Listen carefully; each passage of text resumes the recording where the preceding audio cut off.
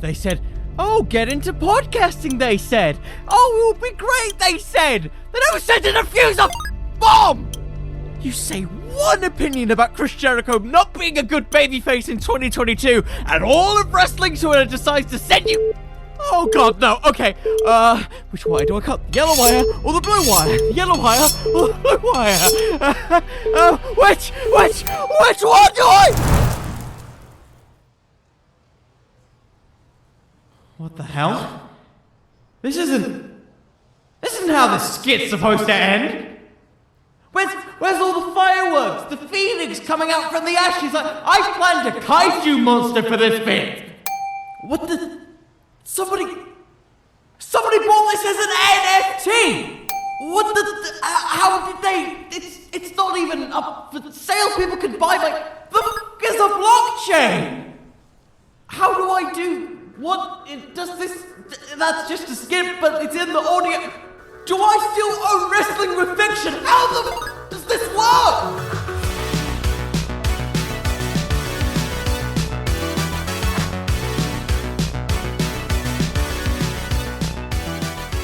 Ladies, gentlemen, and lady gentlemen, my fictional friends! Welcome to a brand new and exciting edition of the Wrestling with Fiction podcast! The podcast where I pitch to you wrestling storylines from the good to the bad to the damn right insane. My name is Connor, and I'm assuming we've entered what I'm assuming is the blockchain. Ignore the bad sentence structure there. But yes, we're talking about something I never thought would ever come to this, but hey, this podcast has always kind of been a bit weird and against the grain, so yeah, we're sticking with that trend as we're talking about NFTs. Let that sink in. I'm assuming you read the title for this. We are talking about NFTs. A thing that up to a year ago, before this podcast existed, did not exist. And quite frankly, it shouldn't exist. It's weird. It's a bizarre trend that happened in the year 2021 heading into 2022. So for the sake of those who have been living underneath the blockchain formed rock that has been NFTs, it has been to quote unquote, to give away the acronym, a non-fungible token, basically meaning, and for layman's terms, think of it like if you buy a piece of clothing from a clothes shop, you buy it, it's automatically at this point the same as everything else because you don't have a ideal experience with said thing. It's basically identical to every other shirt that you've bought. But once you buy the shirt, and you've worn the shirt, and you've stained the shirt, and you've ruined the shirt to no repair, and you want to go back and you want to be like, hey, can I get a shirt that's exactly like this one? It will likely never come true because none of those shirts will be distinctly alike because of productions, errors from human error or machines.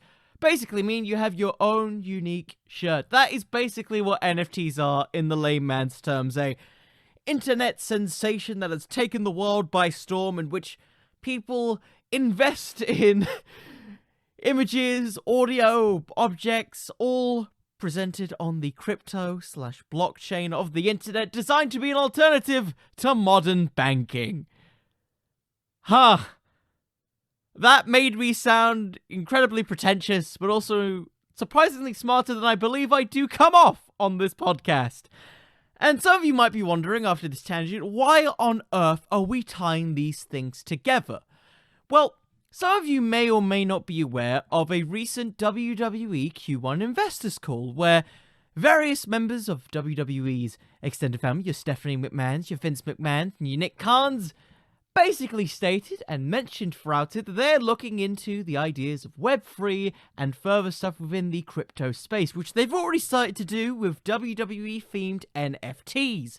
Stuff varying from The Undertaker's iconic moments to basically stuff involving John Cena and Roman Reigns to varying degrees of success. But it's WWE's attempt of diving into the crypto space. A space that's relatively untapped for better, or in my case, or in my personal opinion, for worse. So it brings the question that I believe I don't think anybody has, but is a possibility, because we know how WWE can be. They like to be a little bit, they like to say they've got the finger on the pulse, but it's more like they're sitting on a sofa and the remote is right at the, coffee table or your dining room table, and they're really trying to, head over to it and, lean over to get it, but it just isn't there, so they kind of just have to force themselves to get up, but by then somebody's already grabbed the remote and changed the channel, but then they want to change it back because they want to keep with the trends. That's basically what WWE is with certain things, like the golden egg, if some of you remember that. So, for me, it's made me curious, it's made me wonder, and it's made me create, as stupid as it is, it's a very stupid story, I might add, before we get into this, a WWE themed storyline integrating NFTs. So, that is the focus of this episode, which I've carefully just rambled on. If you enjoy this episode, please feel free to share it with your friends, your friendliest friends, and all other likes and folks. And without further ado, timestamps will be in the description of this video, podcast, wherever you're listening to this. Where if you feel like you want to subscribe, you can. If you want to leave a review on your insert favorite podcast, you can. And with that, let's talk about how WWE has and could integrate NFTs in about 4 minutes. Jesus Christ, what has this podcast become?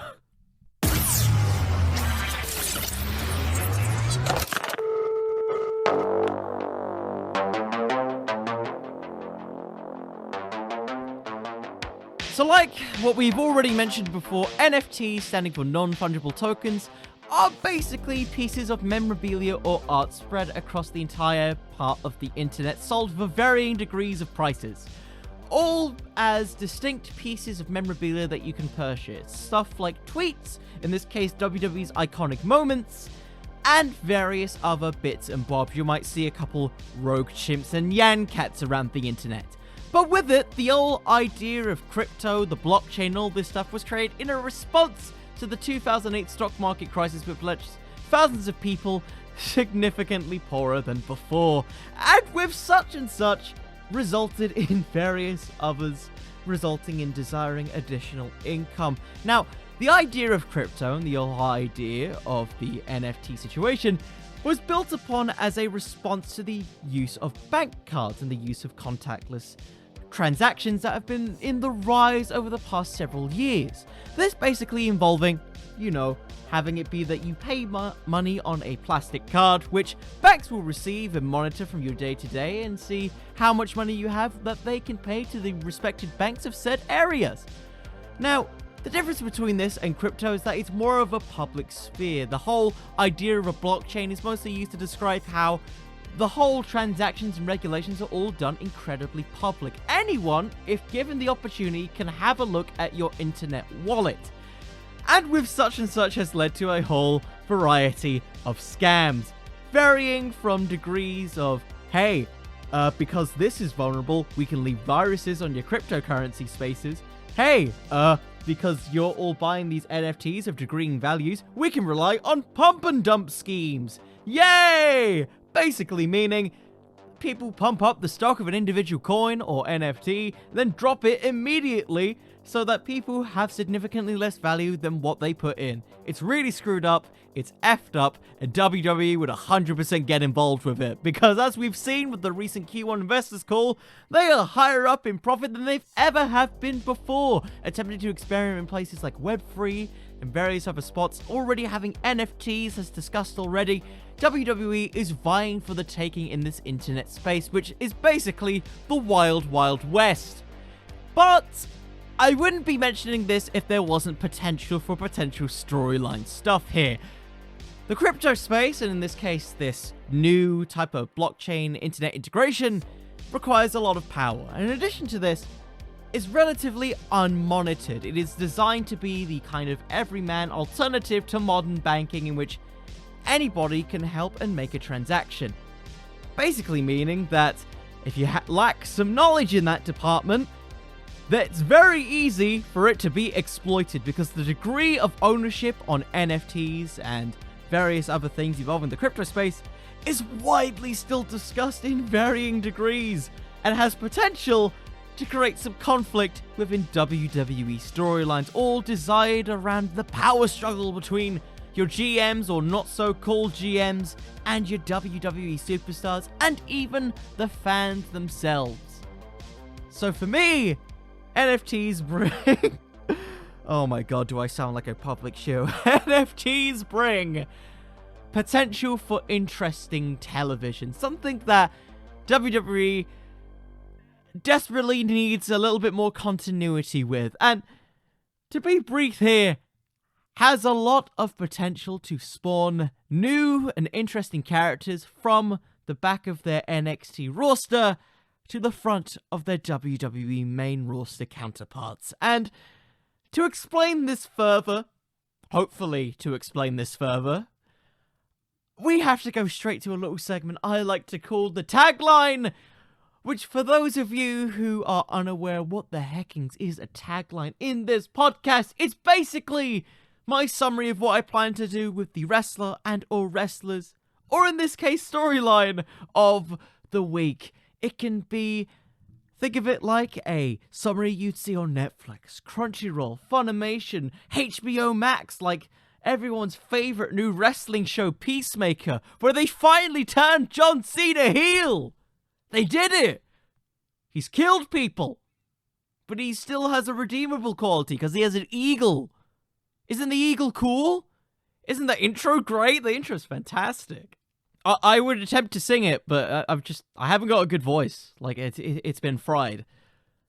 But speaking of frying, it's about time that we cook ourselves up a brand new fantasy booking pitch in the tagline. So, fictional friends, please lend me your energy as I attempt to convince you and pitch to you a WWE themed storyline with NFTs. This episode's gonna be real niche.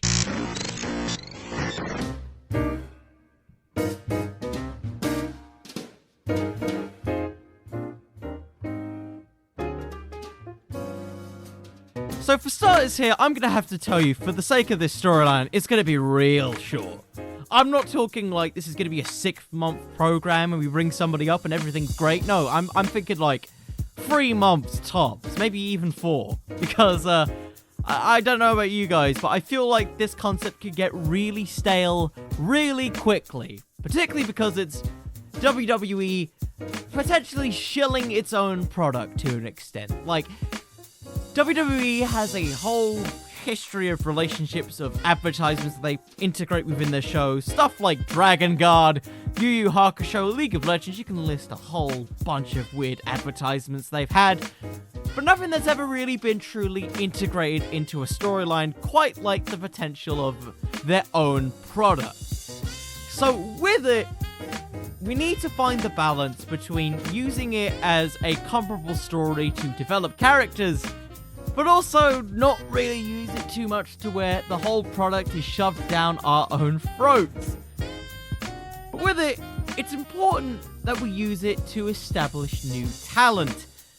Particularly talent who could potentially be called up from NXT. I won't mention who I have in mind, but I think if you have any idea with money and gimmicks, you'll have a good idea. But with that said, the idea of including this type of concept also runs its own potential of making potential babyfaces. The idea of using potential ownership that NFTs provide or any other things involving a relatively new form of currency and transactions also leaves a good layer of unknown and a degree of comeuppance. Stuff that a lot of WWE authority figures tend to lack or possess getting. Face Sonya Deville versus Naomi, for example. So with that said, my idea for the tagline this week involving NFTs is attempting to establish themselves beyond the stock market. A maniacal promoter attempts to expand his reach to the internet.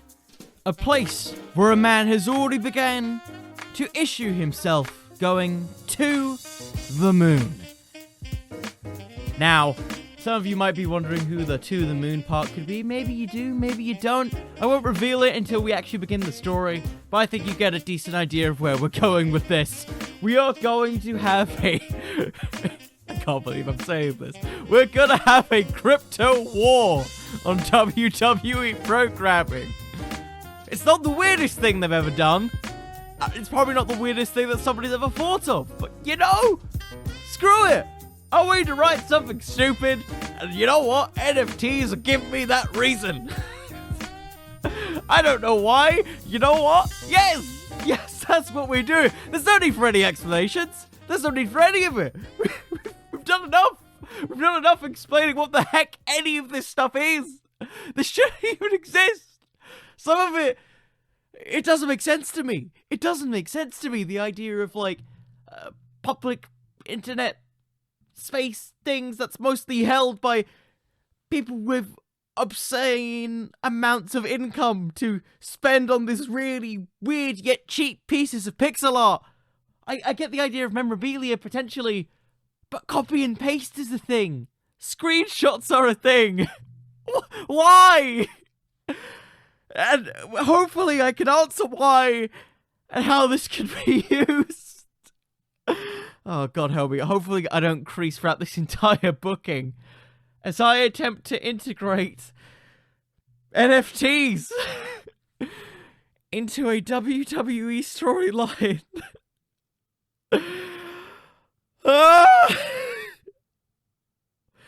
Let's go.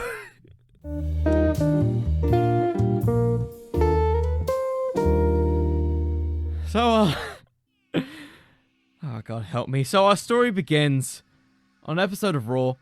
It's post the Q1 investors call, and it is announced via Corey Graves on commentary that WWE will be releasing and selling brand new NFTs to the WWE universe, marketing it as don't just be a part of the universe, own it with WWE's recent Attitude Era NFTs.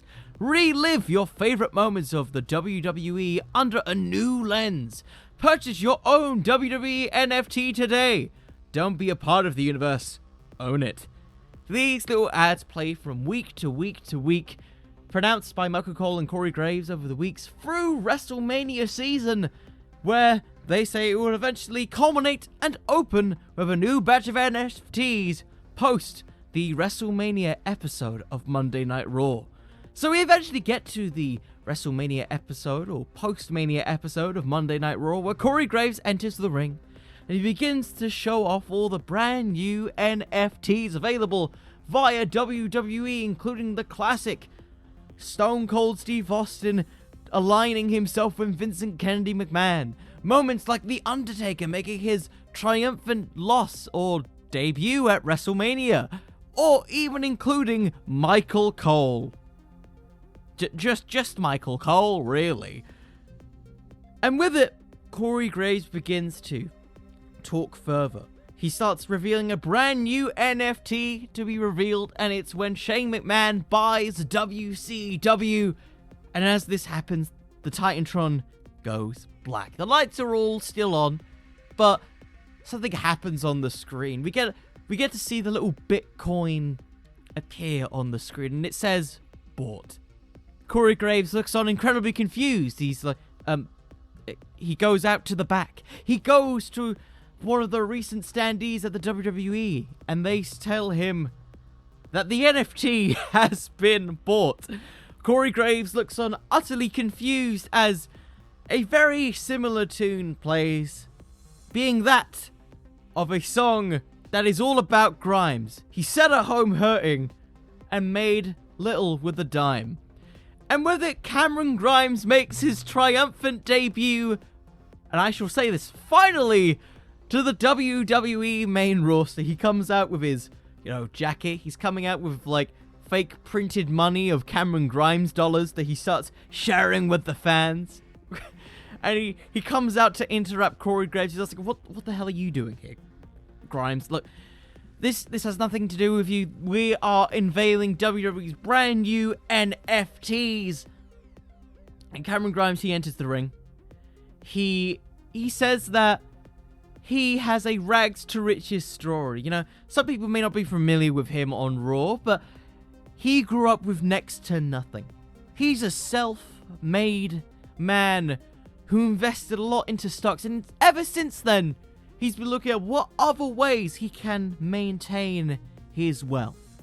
And he says to Corey, you know, I've got a lot of money, but to quote that damn Ted DiBiase, everybody's got a price. When I accumulated my wealth, it was such a shock that I didn't even know what to do with it. Then I saw this. NFTs. You know, I couldn't help but contribute. That's a really bad accent, but we're sticking with it anyways. Corey Graves says, that's great and all, but unveiling that to our kind of like a new group, it isn't really necessary. And Cameron says that he bought all of the recent WWE NFTs, believing that since he wanted to contribute so much to the WWE universe and to WWE itself, that he would buy it, being so gracious because of what they were able to do for him when he bought his stocks, having him talk to such legends like Ted DiBiase. He thought it would be great. Plus, since it declares ownership, it means that he could do something that, you know, everybody wants. You know, whilst everybody's got a price, not everybody can afford it. And he says that because he owns all of these NFTs, he technically owns a portion of WWE. And Corey looks on utterly confused, like, what do you mean? He says that, well, I own technically WCW because I own the NFT of WCW. I own this whole situation with the Attitude Era. So by proxy, because I own these things, I own a stock in the company. And by proxy, I own WWE. And with it, Cameron Grimes says, to finish it off in an ironic twist, and if I don't, then I will. And I'm gonna take it to the moon. And Cameron Grimes leaves the ring. Corey Graves heads immediately back to commentary, trying to clarify all of this. Say, is he serious? Could somebody check this? Does he own a portion of the WWE, Saxon? It's like, well, I don't know. What do you mean you don't know? Did people not check this? Did nobody check what doing this NFT thing could do? Does Vince McMahon know? Spoilers. He doesn't. Because, like with real life, with NFTs and the whole crypto space, it's all relatively unknown. And as WWE has been primed to do, sometimes you have to take risks, and sometimes they don't entirely pay off. Because you see, in WWE land here, Cameron Grimes having so much money and having something that was exclusively going to be so high up because some prices of NFTs are goddamn ridiculous. He is the only one who can realistically buy these NFTs, the only one who can realistically buy a stock in the company. So we move on from this. The very next week, Cameron Grimes appears in various other backstage segments, all of your big important ones with the likes of Adam Pearce and Sonya Deville, in which he starts giving orders to them, in which they initially kind of deny it, but through some very much clear use of NFTs and stuff, he's owned very specific moments which has given him permission to be over them and being their own, to an extent, superiors, because nobody's super aware of NFTs and the extent of their power, indeed, in the world of WWE. And with it, it allows some babyface comeuppance, stuff that we've been missing, like Brock Lesnar having permission to go attack Paul Heyman and Roman Reigns for the betrayal, actual comeuppance for Sonya Deville. Things that otherwise would not be a written example for them to be included in said story. This, of course, leads to a point where Adam Pearce and insert people are over the edge. where Cameron Grimes gets to continue to justify in his own weird logic, his orders are on the blockchain, and they are going to the moon.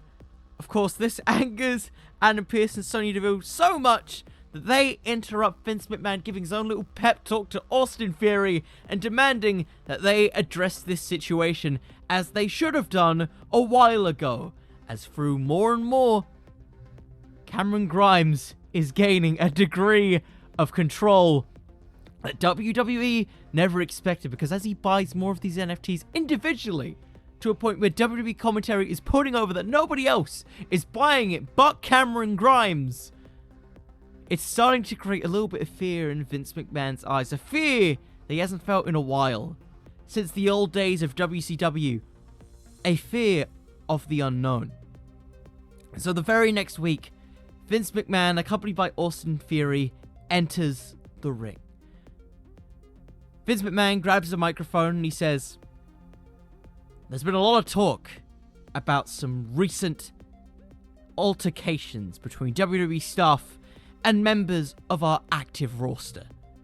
What was once a piece of memorabilia to our loyal members of the WWE has been used and donated and exploited to deliver WWE with yet another lethal dose of poison. However, this isn't the 90s anymore. I have control, and for the sake of brevity, I would like to invite this individual to the ring. Cameron Grimes, please come out here." Cameron Grimes comes out, presumably more cocky and more rich than he ever has been before, as his song dubiously implies he's stacking money and taking it to the moon. He comes out with, one of those, guns that, print money. He starts giving it away to fans. As, the song playing, "I'm stacking money, stacking money, stacking money, stacking money." And he enters the ring. Vince continues on with his tirade, saying that even though he knows that Grimes is doing what he does, he admires the hustle of this performer. And despite not having a match on the main roster, he's made quite an impression on the roster. But he adds, "With all due respect, this is all a fad. The fun and games are over. You can't seriously believe that someone like you could be running the day-to-day operations of this company. Your actions have been abhorrent. Harassing staff, bullying them into believing what control you possess. I don't know what your goal is here, but if this is to take over this place, I'd suggest heading back down to Hunter's little playground, where you can pretend to be a billionaire, like you have always been." And Vince then demands Grimes to hand over the laptop that he has supposedly in kayfabe been using to purchase these pieces of NFTs. And Grimes is reluctant. He looks over to the WWE audience and he tries to think of everything that he's done. And he says in the most respectful way possible, I admire you, Vince. Jokingly aside, we both come from a similar background, you and I. Both considered hooligans of our own family. Both rags to riches stories. But here's one thing that you've forgotten in these years of security. That not everybody has the same security as you. Maybe that hasn't became clear over the past couple years, but sometimes when you become rich and you stay rich, you forget about the poor, and you've been leaving this company poor for way too long. People like Ricochet, people like Cesaro, people like anybody on this roster who deserves some time and attention, I want to give that to them. I want to give them the freedom that this company has never seemed to give them. And I'm going to take each and every single one of them from your R-Truths to your Roman Reigns to the moon. And with that silence, Austin Theories immediately goes for an assault on Cameron Grimes, who gets out of the ring. Vince McMahon orders security to chase after Cameron Grimes, who runs into the stands and the balconies, once again leaving money in his wake as he leaves with a huge target on his back. We head into Act 2.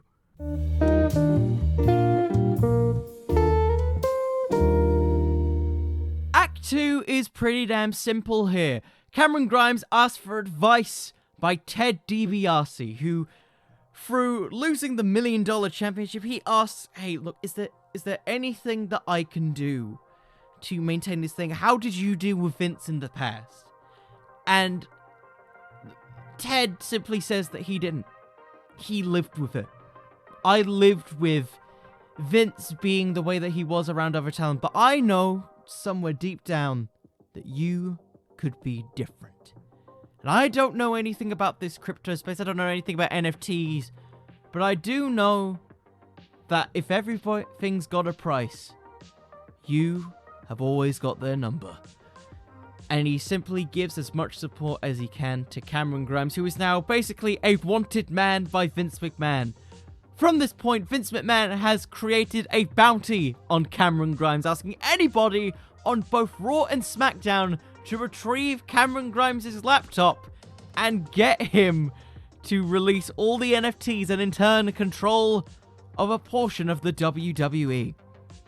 Now, at this point, Vince is absolutely irate. He keeps talking to Austin Theory throughout the weeks and weeks of television, which will eventually develop into something potentially later. But for now, we get our very first sets of programs for Mr. Cameron Grimes on the main roster. The first of one being Happy Corbin and Madcap Moss. Now, I know what you're going to say.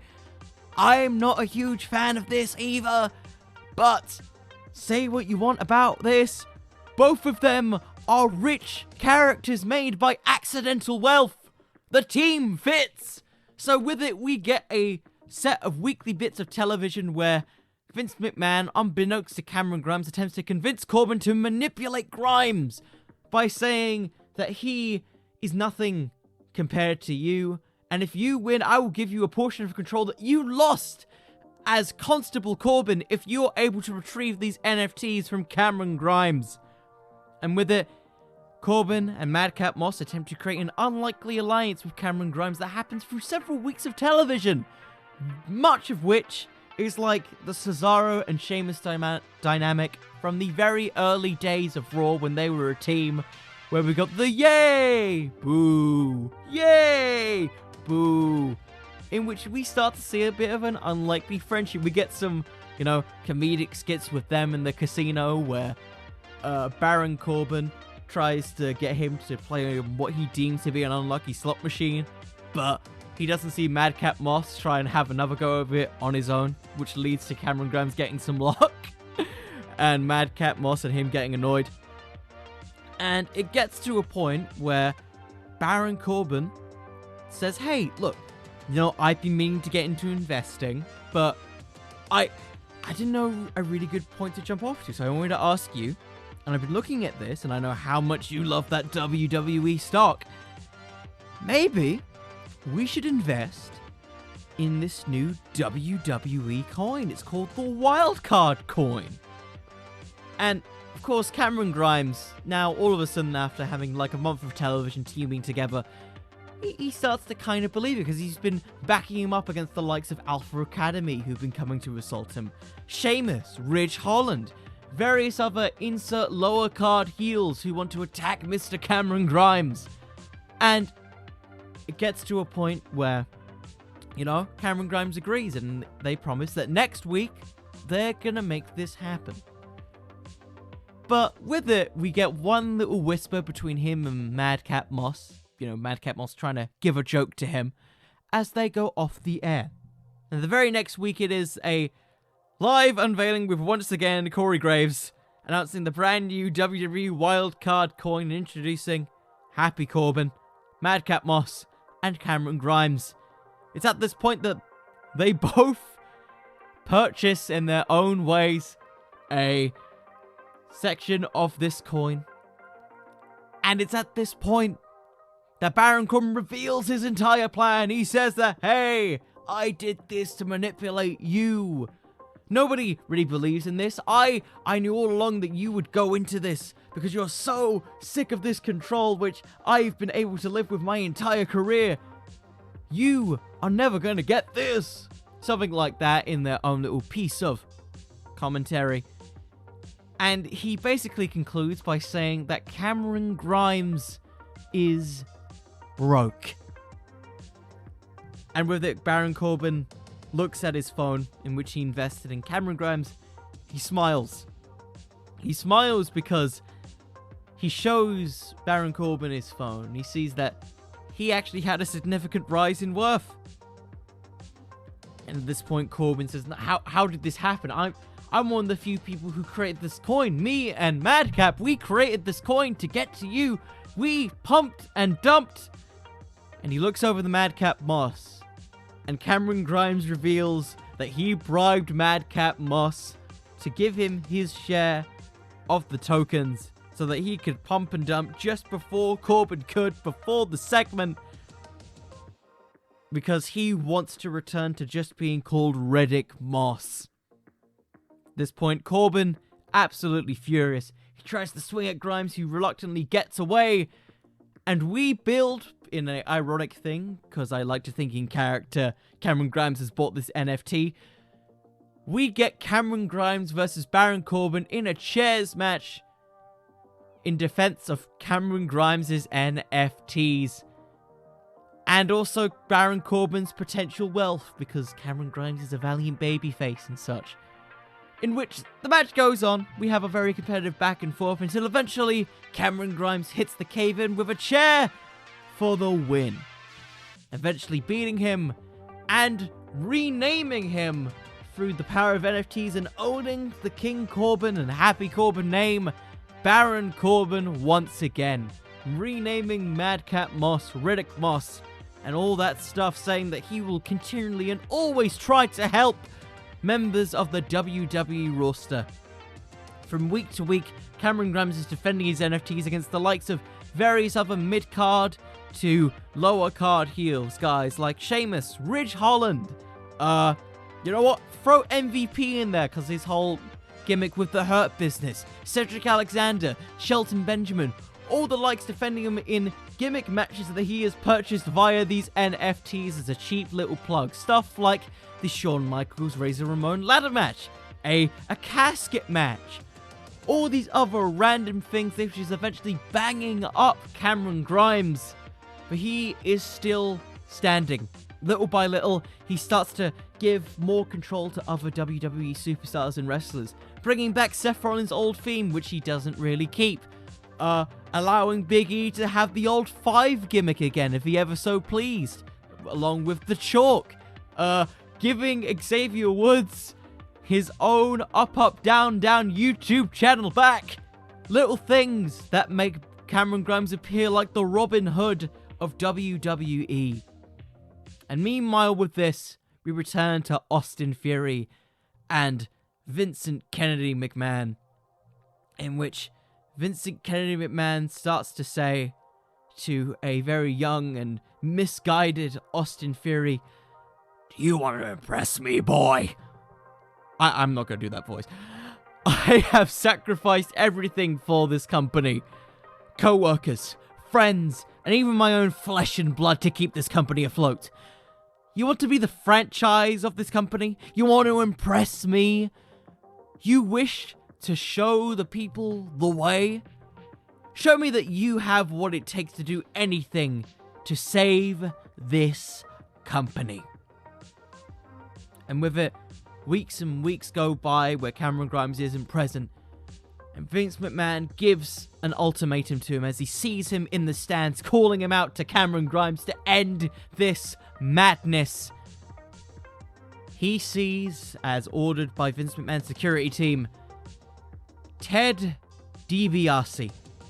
Yes, Vince McMahon has taken Ted DiBiase hostage, which leads Cameron Grimes to sprint down to the ramp where he sees Austin Theory. Security restrain Cameron Grimes as Vince McMahon orders Austin Theory to fulfill his destiny, as Austin Theory reluctantly attacks the legend that is Ted DiBiase, assaulting him as Cameron Grimes can do nothing but watch.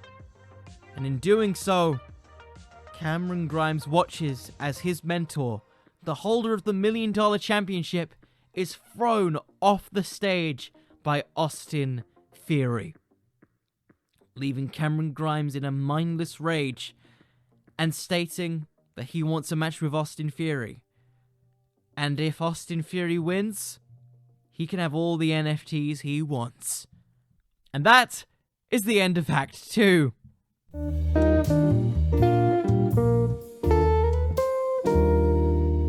So our third and final act shall actually happen at Money in the Bank, in what can only really be described as a laptop ladder match. That's the best way I can describe it, between Austin Theory and Cameron Grimes. The winner retrieving Cameron Grimes' NFTs, and in turn, the stake in the company. One, maintaining balance. One, ushering in potentially new change. Throughout the weeks of television, each of them rack up their own sets of singles victories. Ones like Cameron Grimes, which are backs against the wall against guys like Sheamus, guys like a Ridge Holland, that's a great one. And of course, Austin Theory getting some big victories over well-established babyface talent like can't believe I'm saying it, Finn Balor and AJ Styles. But hey, you gotta put over Austin Theory strong at some point. And with it, they get a final interaction between the pair, with Vince McMahon, of course, in the side of Austin Theory, who says that, Cameron, we may be similar, but some of us were cut with finer meat and cloth than others. And he simply concludes that Cameron Grimes is nothing but a ripoff of his own success. And everything that he's done has been a fluke. Everything that he's accomplished has been fruitless. Because as long as he's standing, as long as he's breathing, he will always be the owner and chairman of WWE. Cameron Grimes simply says that, you may own it, but I've never wanted to own this company. I've wanted to aid this company. All I wanted when I first came here was to be a superstar, a WWE superstar, but all I got when I came here was rejection after rejection after rejection. When we first spoke to each other, you deemed my actions as a lethal dose of poison. Vince, I didn't come here to be a poison for this company. I came here to be the antidote for this company. I may not be the wrestler that you think I am. I may not be the manager that you believe I could be. But I can't help but feel that I'm the manager that these people had wanted. And sure, maybe the way I got through it was a bit of a fluke. I'll be the honest, I've been extremely lucky in my career. I got hurt, I got rich. I came up here, I got lucky again. My career's been filled with luck. But there ain't nothing that is lucky about Cameron Grimes in this ring. And there's nothing that is more unlucky than a set of ladders for you and your friend over here. You wanted him to show WWE the way? Well, his way had left long, long ago. So at Money in the Bank, I'm not just taking back my NFTs. I'm not trying to just take control of this company. I am going to help bring back the joy to WWE. Because Vince McMahon, whether you like it or not, whether you believe it or not, when I climb that ladder and I retrieve my NFTs, I'm taking this company, I'm taking the blockchain, I'm taking crypto to the moon. And that is the build-up for Money in the Bank. A pay-per-view that has a match between Cameron Grimes and Austin Theory for NFTs. It is a match filled with high spots because Austin Theory is deceptively agile for his strength. Various power spots where he chucks the things at Cameron Grimes, ladders, various other things. We even get some references to cryptos and NFTs. Maybe he chucks a very, steel chair with, a printed Nyang cat on it. I don't know. We get Cameron Grimes hitting various cave-ins onto ladders, him risking his life jumping over the top rope and attacking him from outside.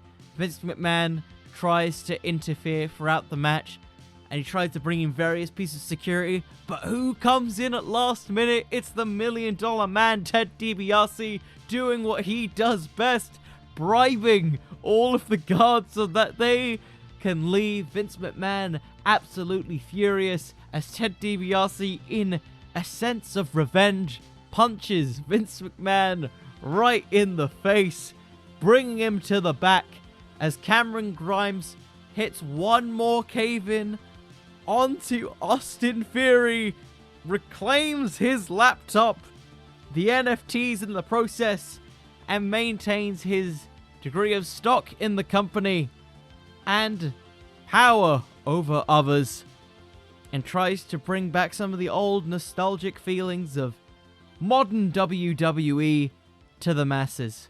Some of the old or new Def Rebel songs changed with some old CFO Money tracks, bringing back some old gimmicks, and giving WWE a huge, significant, and some might even say a much-needed reset, as Cameron Grimes takes NFTs and crypto and Web3 apparently all the way to the moon.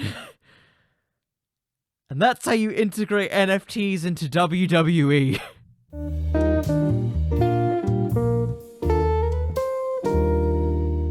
Well, this certainly was a journey.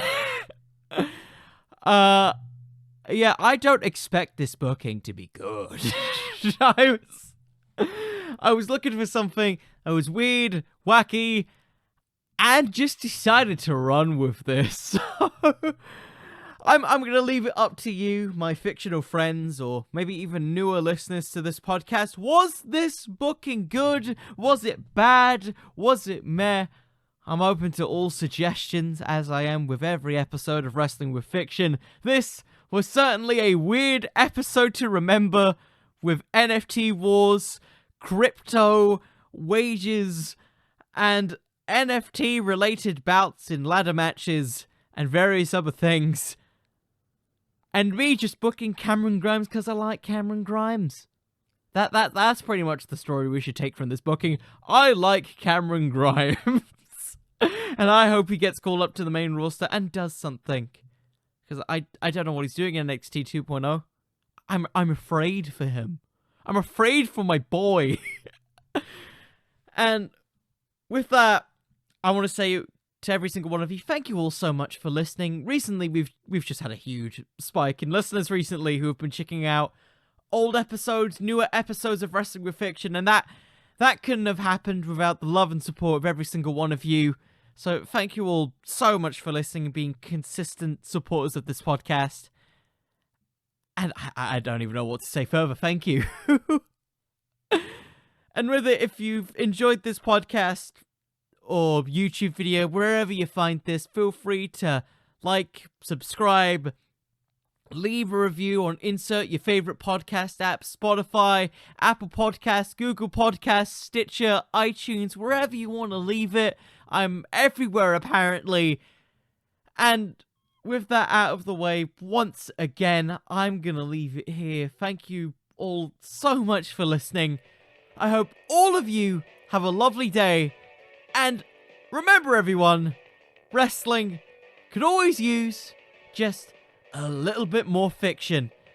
See you all. Good night, everybody.